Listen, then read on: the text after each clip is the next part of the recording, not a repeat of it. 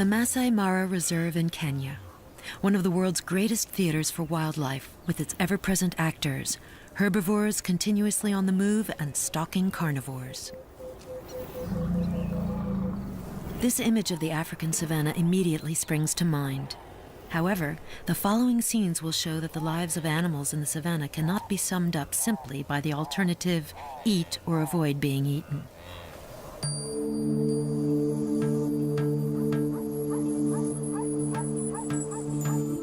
The sun is rising over the Masai Mara, a shrubby savanna on the border with Tanzania, covering some 1,500 square kilometers. The reserve is famous for the great migration of wildebeest, fleeing the burning hot plains of Tanzania each year. In the foreground is a pride of lions led by this couple. Surrounding them are their usual neighbors: zebra, wildebeest, elephants, impalas, giraffes. Are they just minor actors? It might appear that way, but in fact their lives are more complex than appears.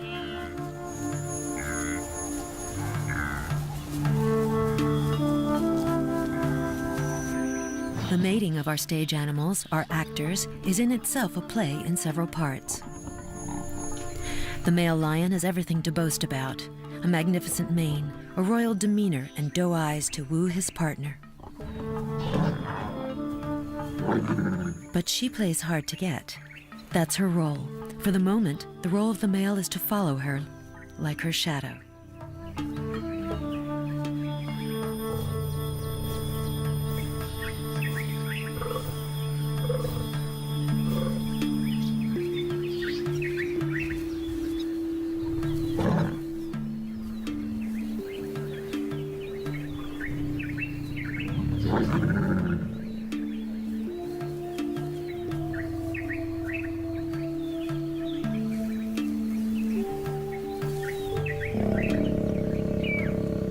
A lioness is on heat for 4 to 6 days.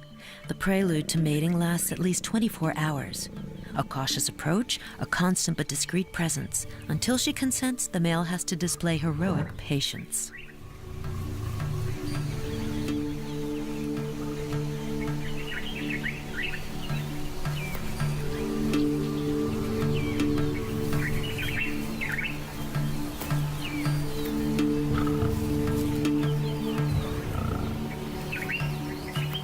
There are other males looking after the 8 females and 12 cubs or so in this pride.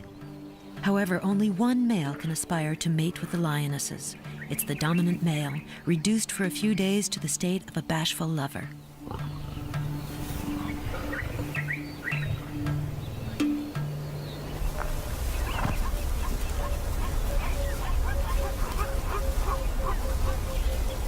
Why are there so many herbivores in the Masai Mara? Because we are now in February, a time when the savanna offers a fresh and protein-rich pasture with young grasses sprouting 2 to 3 weeks after the rains. Wildebeest are prepared to travel 700 kilometers from the Serengeti Plains in the south so they can feast on them.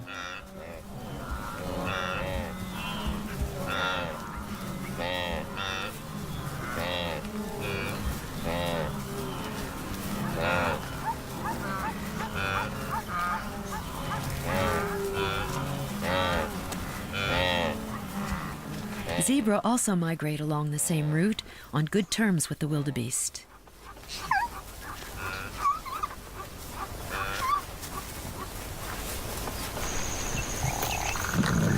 Obviously, the lions pick their prize from these herds, or rather the lionesses do, since they are the ones hunting.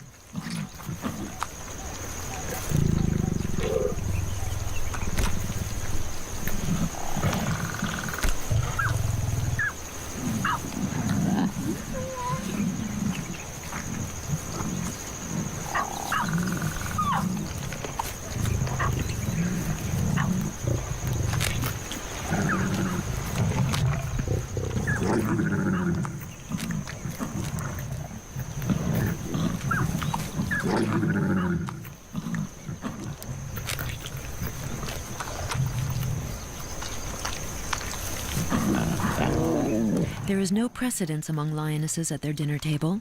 Each one gulps down as much as she can. The cubs with baby teeth cannot bite into the flesh like the older ones can. They are only invited to the feast so that they are not left unattended. It's also a way of getting them familiar with the smell of blood to awaken their killer instinct.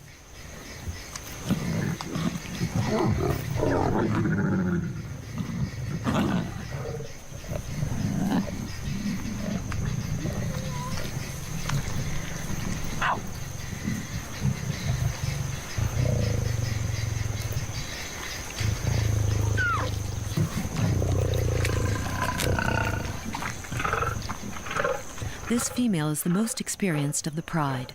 She leads operations during the group hunt. Once she has eaten enough, she keeps a watch on the surroundings. Such a nice catch could attract a rival pride. If that were the case, watch out for the cubs.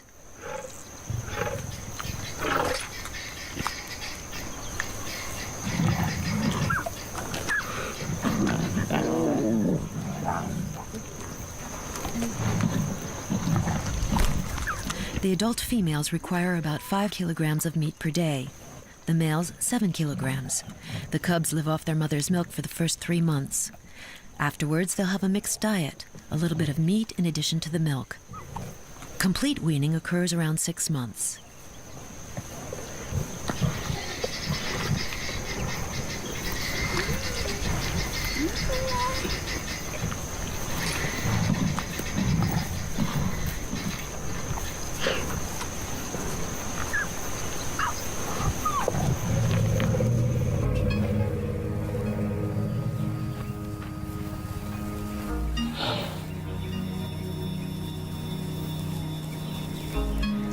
Walking for days and weeks to find the right plants is the fate of all herbivores on the Masai Mara. Elephants choose to browse early in the morning to avoid the heat of the day.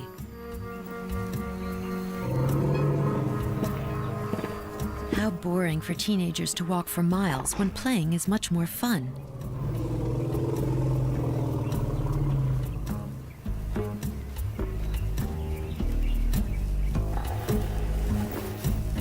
The matriarch, an old and experienced female, systematically leads the group.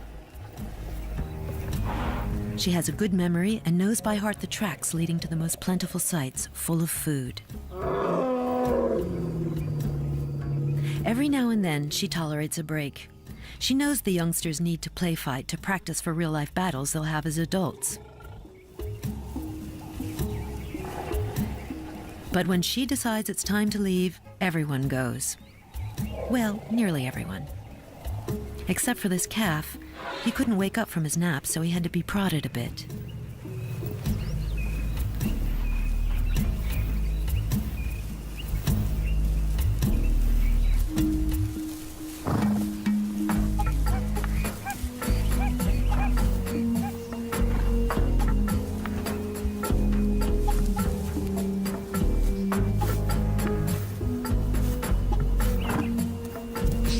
One stallion for several mares which remain loyal to him all their life. That sums up the small harems formed by Burchell's zebra. They live rather harmoniously, except for the usual squabbles. This arrangement works well as long as these various families are not intruding on each other's territories. However, during the Great Migration, promiscuity leads to violent fights between stallions, especially if the migration coincides with the rutting season.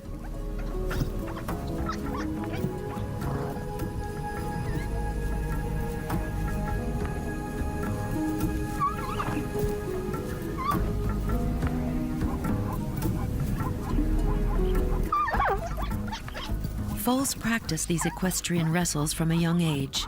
To challenge the chief of a harem, or if need be, to escape from a predator's claws, a well-placed kick can kill a lioness.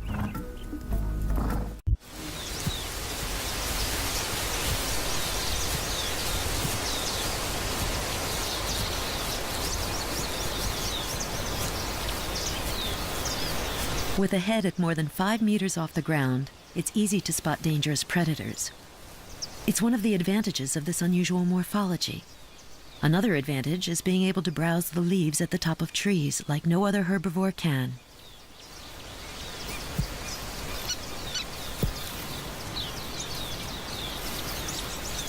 These two Maasai giraffes are rival males. They try to intimidate each other by rocking their necks, a strange behavior known as necking.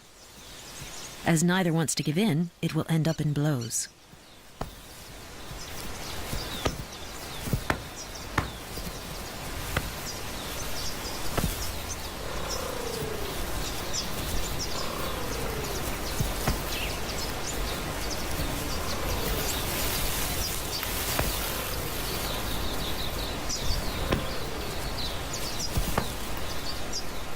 Oddly enough, the same movements in a slower and softer way are also used for courting.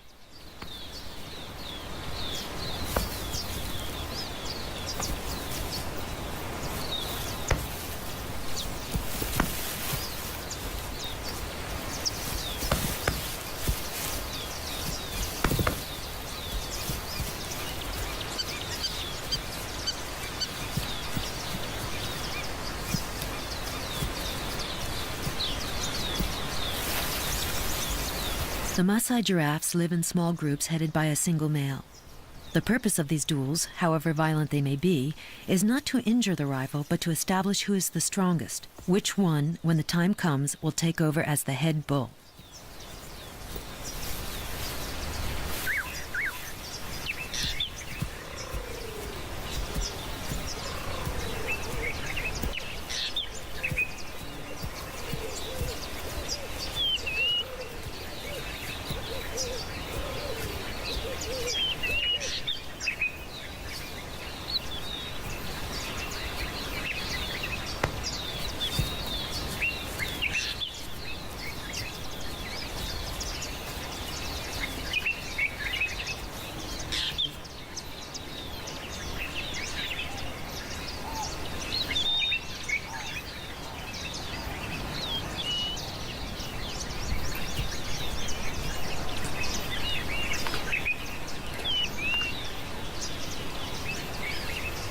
Giraffes rarely eat grass because of the acrobatics required to do so, but sometimes the urge to graze on young tender grass shoots or to smell something on the ground is irresistible. Their anatomy can force them into some amazing positions. However, evolution has enabled them to do so safely. The blood vessels in a giraffe's head are equipped with valves preventing excessive blood flow to the brain.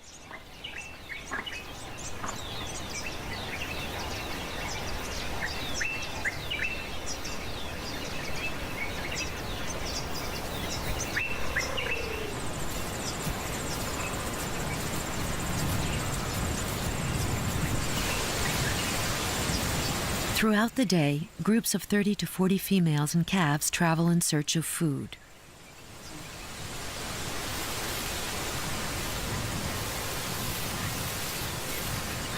The giraffe's favorite plant, the acacia tree. It provides all the vitamins they require.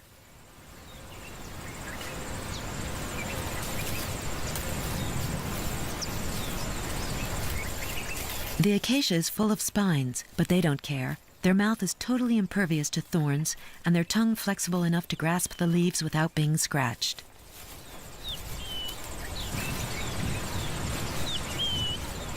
The herbivores of the Masai Mara and other savannas live harmoniously together, generally having very different tastes. The grass in this clearing is the impala's favorite meal.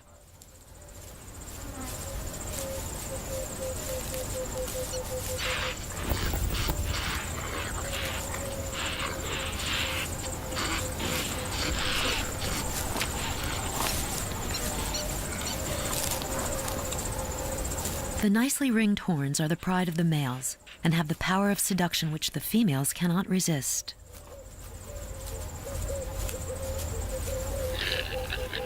Why?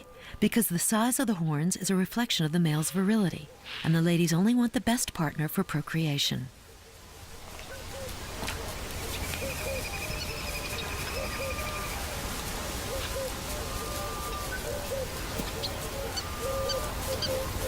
During the rutting season, the dominant ram establishes a vast territory. Females crossing this territory belong to him, and he chases away any male trying to approach them. It's an exhausting task, especially as these large harems with 100 or more females attract many highly motivated rivals.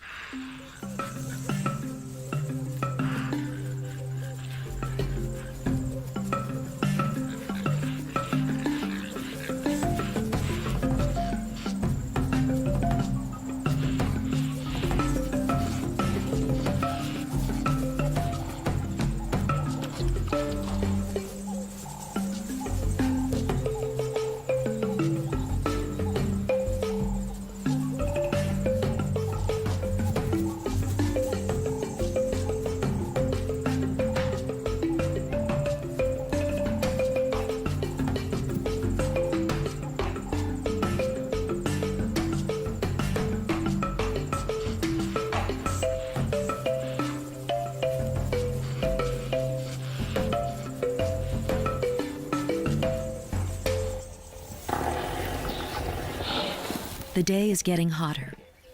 The matriarch knew how to get the group to a shaded area where the best grass of the season grows. This convivial moment encourages contacts and exchanges. Elephants have an endearing way to greet each other or to show mutual affection.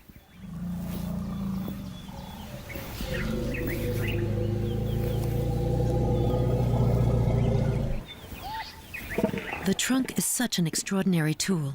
It has more than 100,000 muscles, an ability to grasp, a very useful flexibility, and yet is sensitive enough to express feelings.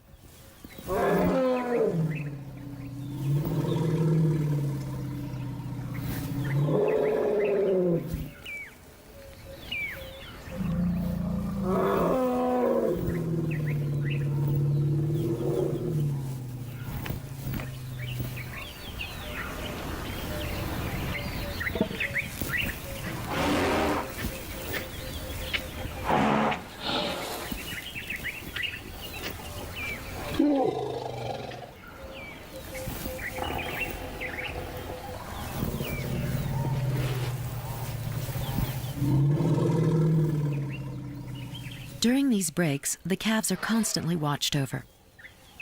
Those which are not old enough to graze take the opportunity to suckle some milk. They are allowed until they're 3 or 4 years old. The young impalas have to become independent much earlier in life.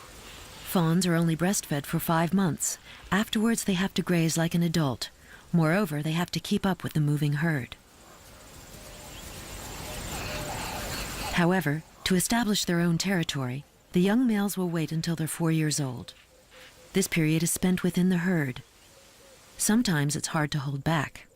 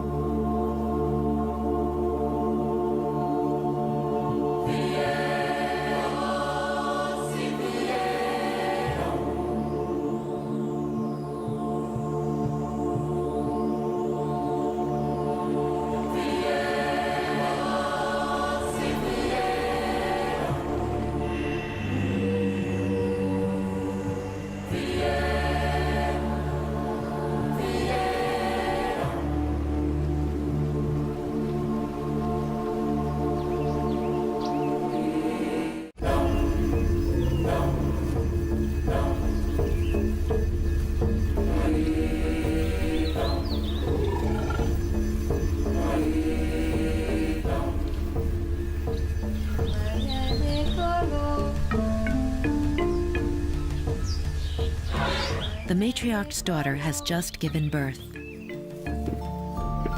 The calf is already on his feet, but not stable.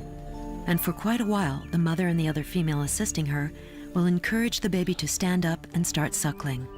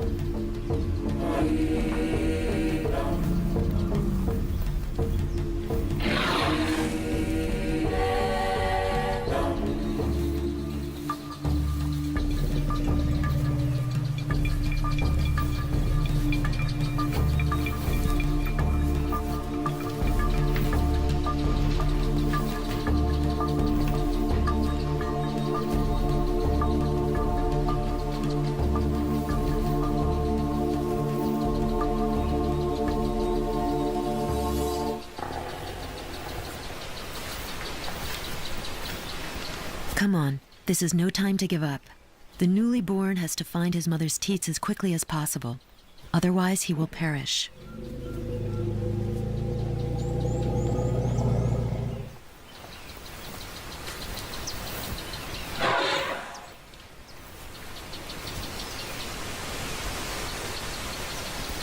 There might be several other females accompanying and helping the mother giving birth. First, they act as midwives, freeing the calf from the fetal membrane, which kept the newborn nice and warm for 22 months. Then they stay around the newborn until he has started suckling, which can sometimes take hours. But none of the elephants lose patience.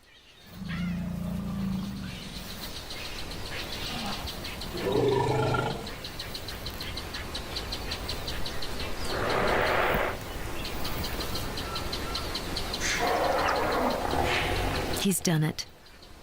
He can now excitedly suckle away and find the strength to live.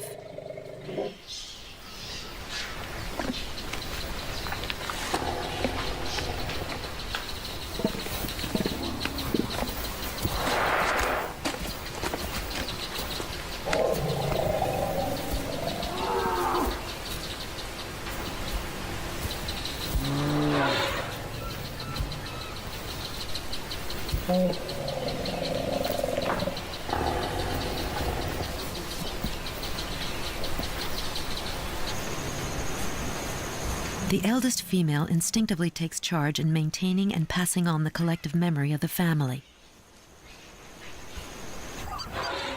She knows where to find the best pastures and water holes. And under the midday sun, they've got to drink.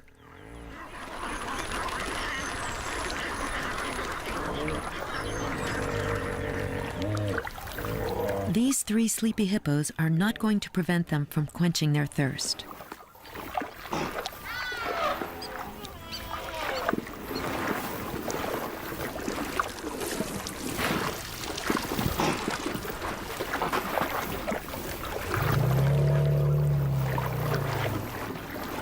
"60 liters of water per day is the minimum they need to consume. This water hole, as many others, also contains minerals that elephants can only find in such places.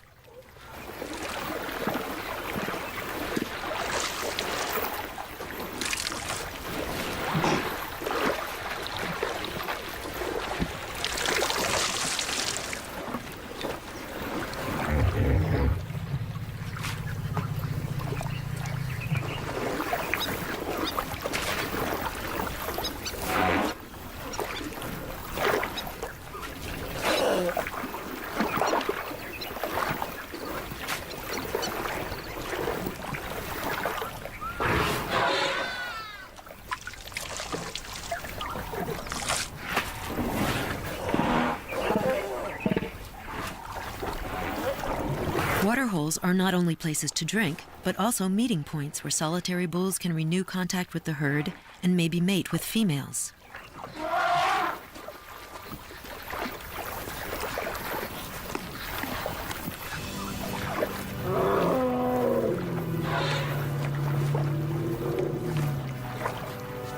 This water hole was only used for drinking. With so much duckweed, it's not an appealing bath.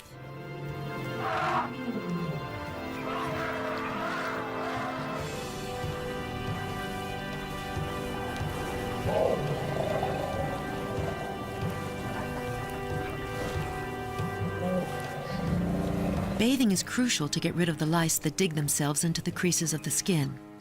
Both normal bathing or a mud bath are effective to kill off parasites.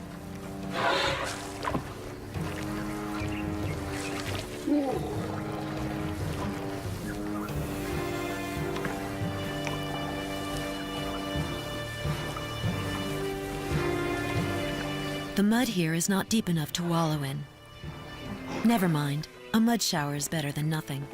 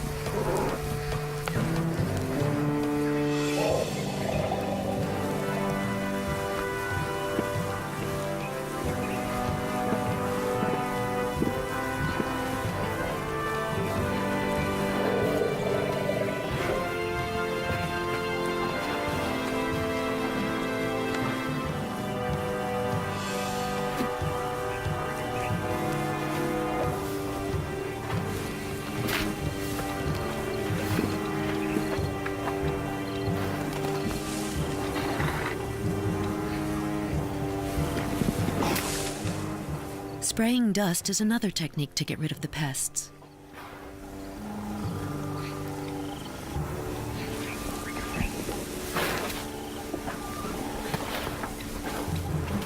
For their hygiene, the buffalo rely on the service of a professional cleaner, the oxpecker bird, happy to find food with such ease.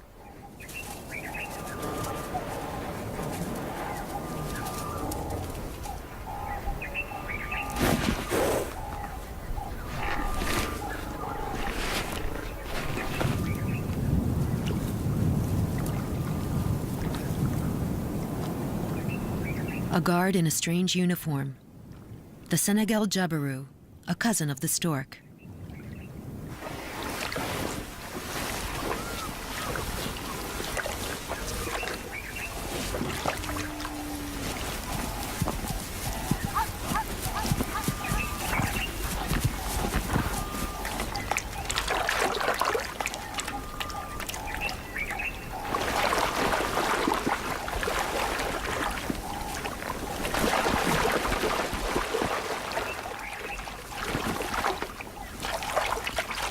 Finding something to drink is a daily obsession for all creatures in the savannah.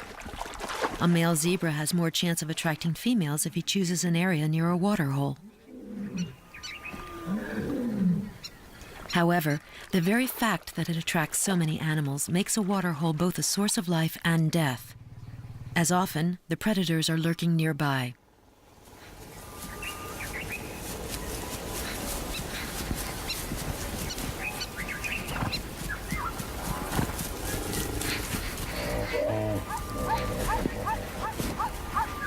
Grouping and standing together is the best defense strategy. Whatever happens, don't stray away or far from the herd. The hunters are just waiting for that.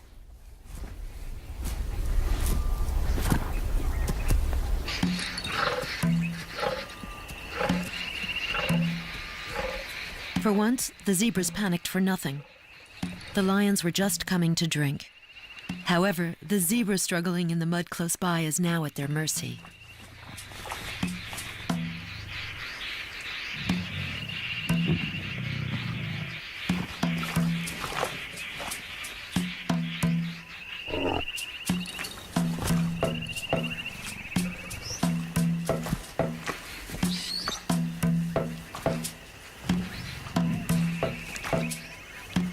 The young male is also struggling to maneuver in the mud, but unfortunately for the zebra, he is less heavily handicapped by his weight.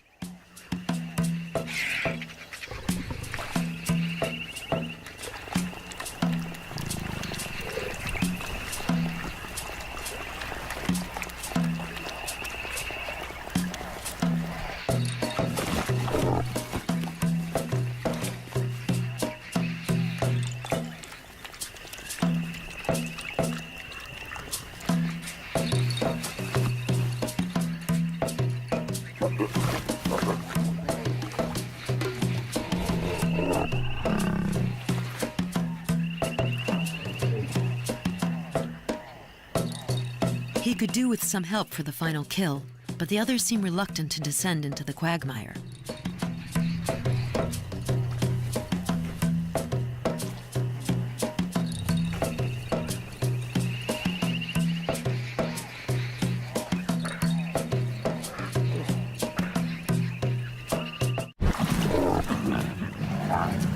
Some of the young lions prefer play fighting for the time being.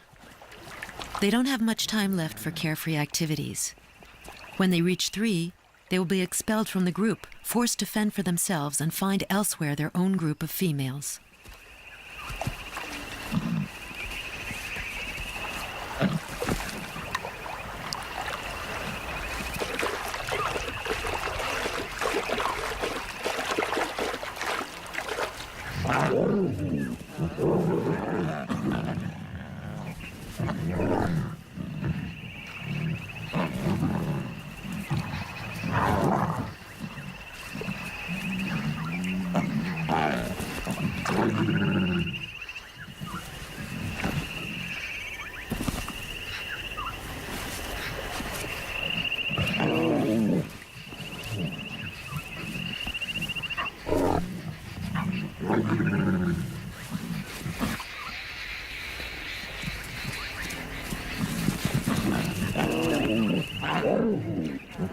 When they play fight and bicker, these adolescents prepare for their future as a dominant male and a hunter.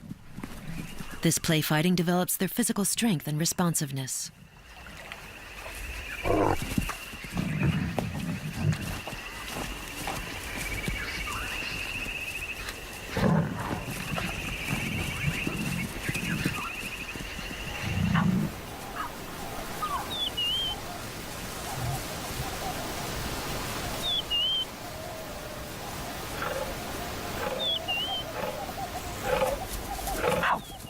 While the pride is busy elsewhere, a lioness takes care of the cubs. This is one of their community's rules: never leave a cub alone.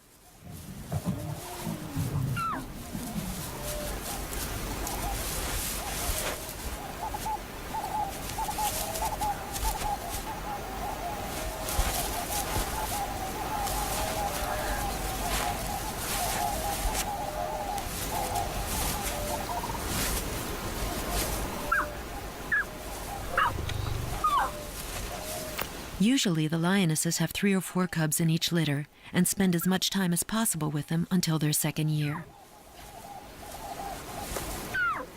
It is vital not only to educate them, but also to keep a close watch over them. 50% of the cubs die before the age of 1, killed by hyenas and cheetahs.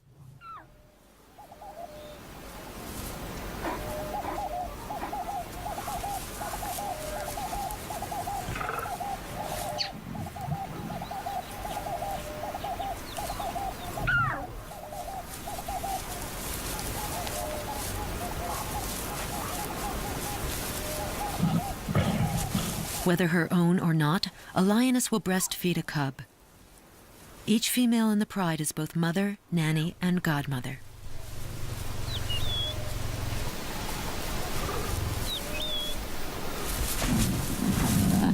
The hyenas and other hunters of the savannah are not the only danger for the cubs.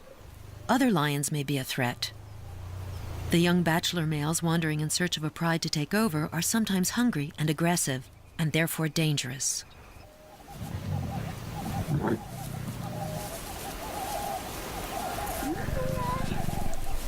The babysitter knows it and remains vigilant.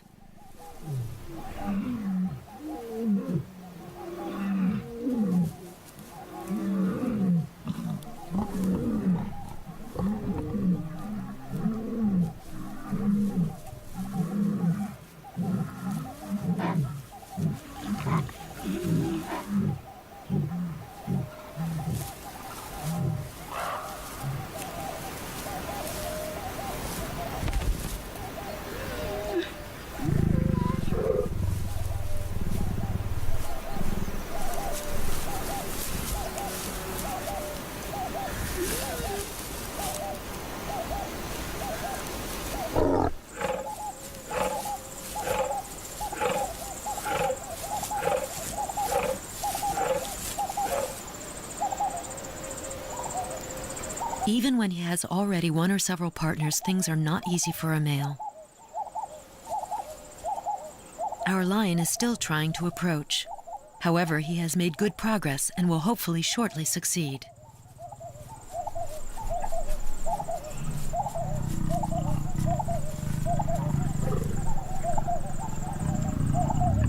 The first of some 200 copulations that will occur during their romance.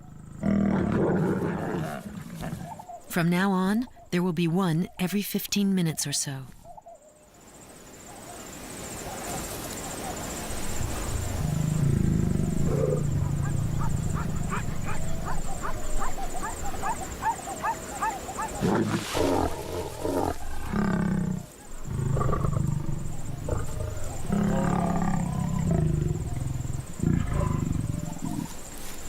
The lioness suffers when the male withdraws. It is this pain and repeated copulations that trigger ovulation. But this does not make life easier for the male.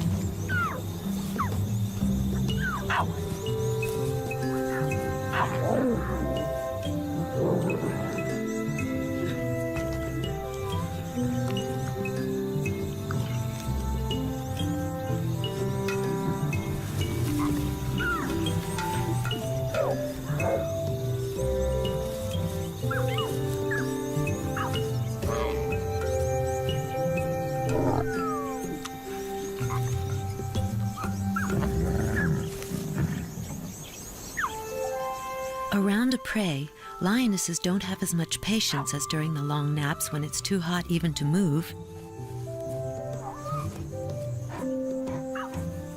Although these naps always turn into endless play for the cubs.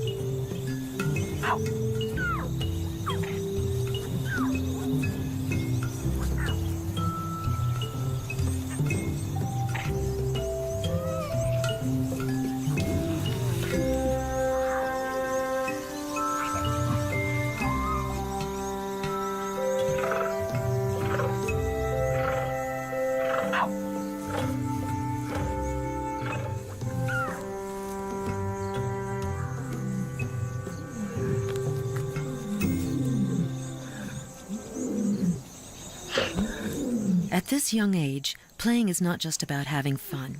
With somersaults, tumbling, racing, chasing, the cubs learn to adjust their behavior and to control their movements. That's how they establish their hierarchical status, their codes, and everything that will govern their adult life.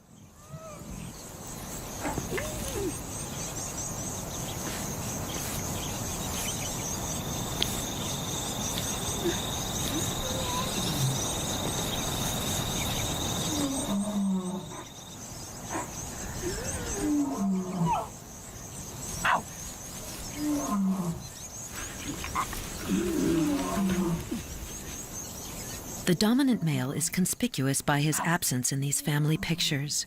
Indeed, he hardly takes care of the cubs' education. He watches over them, but indirectly, by rejecting any intrusions of male strangers or predators in his territory.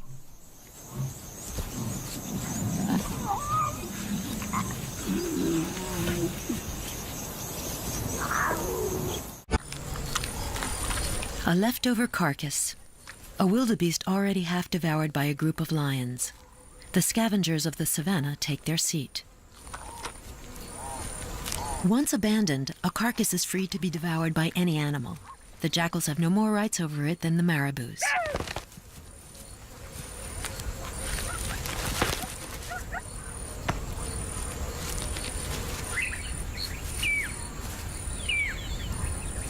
Harassed by marabous, the jackals preferred to retreat, but not without taking a magnificent trophy, the tail of the wildebeest.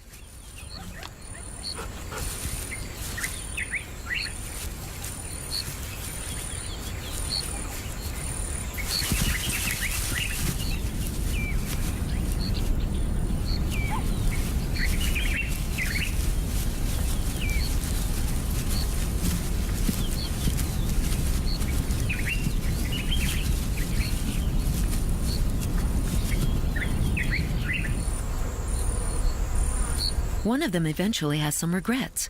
Why abandon such a nice prey? Why not come back for a second helping?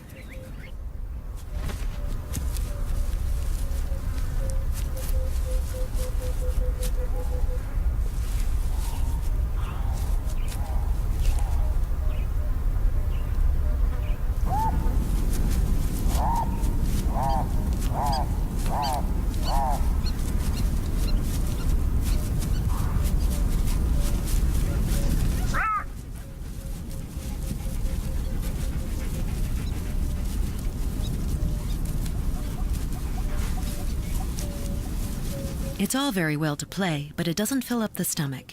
And when there's no carcass to be found, what choice is there but to hunt?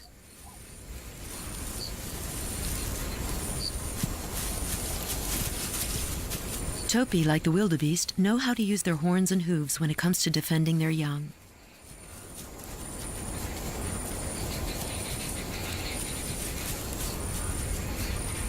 Is it really sensible to launch a solitary attack on a prey twice as large?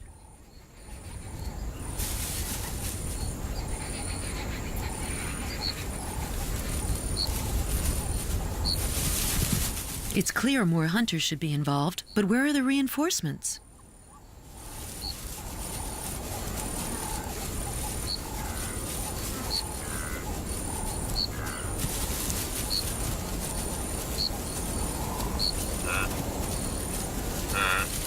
Here they are, but too late. All the herds are on alert.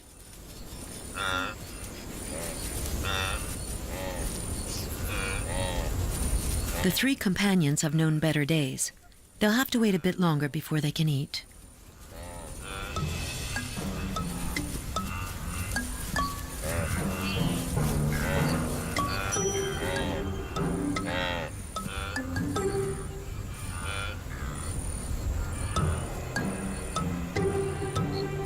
The wildebeest are best known for the immense processions, marching towards their promised land. When a herd halts its march, it's for a good reason: love. Males, aged at least 3, are seeking to gather around them as many females as possible.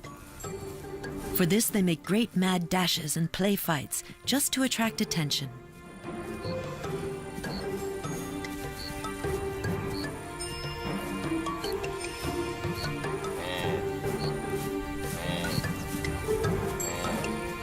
The excitement and nervousness of the wildebeest sometimes leads to odd behavior, as in the scene that follows.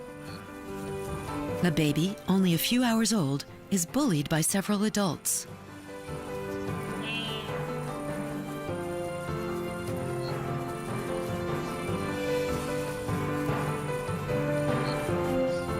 Do they want him to practice running, teaching him to flee or follow the herd without tripping up and to be ever ready? This is only a guess.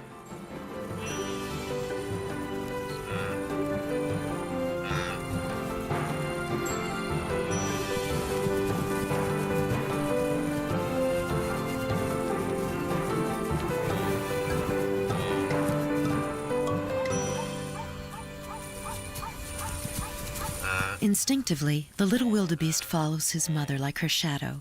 He risks losing her if he strays too far from her, especially when the herd is moving. He would surely die on his own, as no female would replace her. A mother wildebeest never nurtures another calf which is not hers.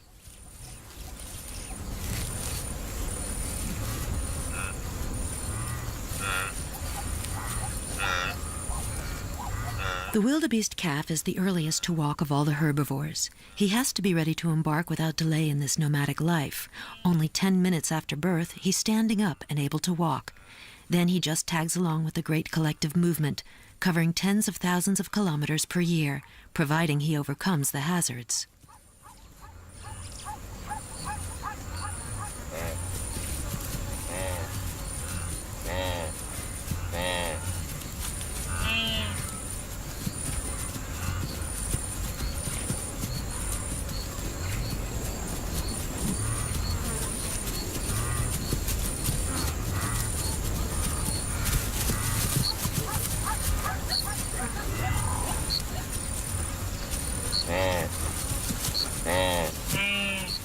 All of those who graze these grasslands, whether it be the dense herds of wildebeest or the less numerous topi and zebra, have to fear the great carnivores, all except the elephant.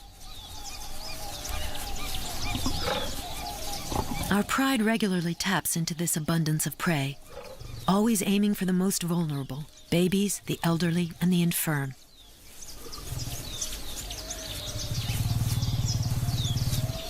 The lionesses must have had a good meal recently, as hunting is not on their agenda. The mood is rather affectionate and playful.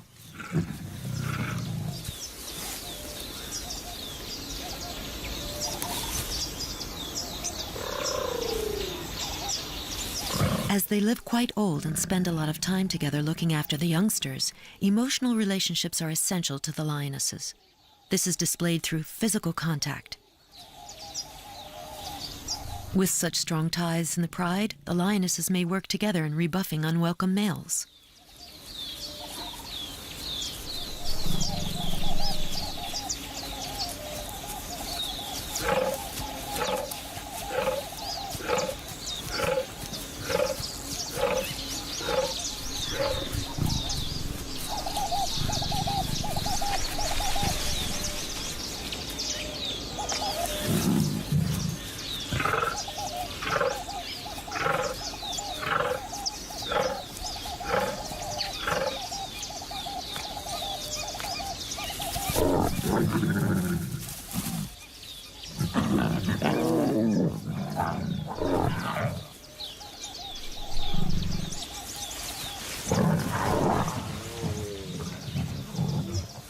The cubs have just discovered a highly enjoyable game that reminds us of something.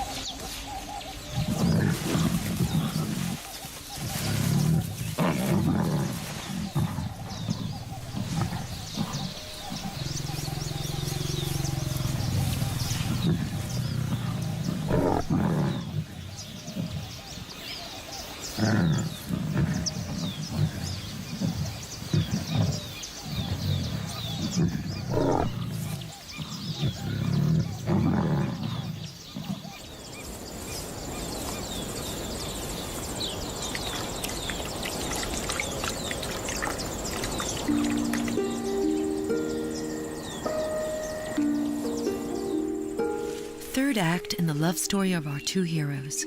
Romeo comes to claim or propose yet another copulation.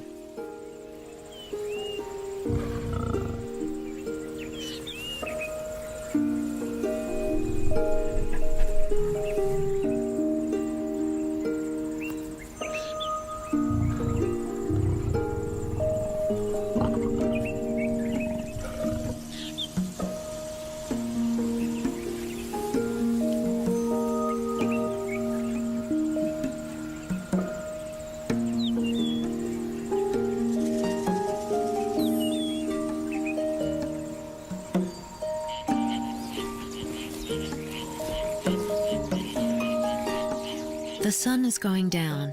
It's not so hot, and many animals have been waiting for this moment to go and drink.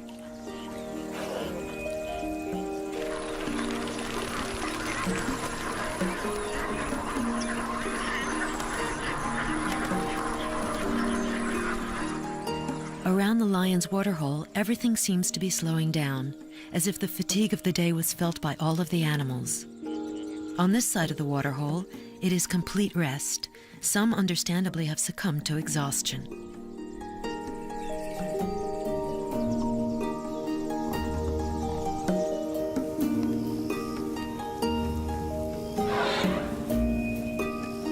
The curtain will soon fall on the grand scene of the Masai Mara, the end of a show every day replayed, where the eternal wanderers and experienced hunters live out their lives. Driven by the seasons, the struggle for survival of each creature maintains a balance. This balance is the secret of Africa's wild.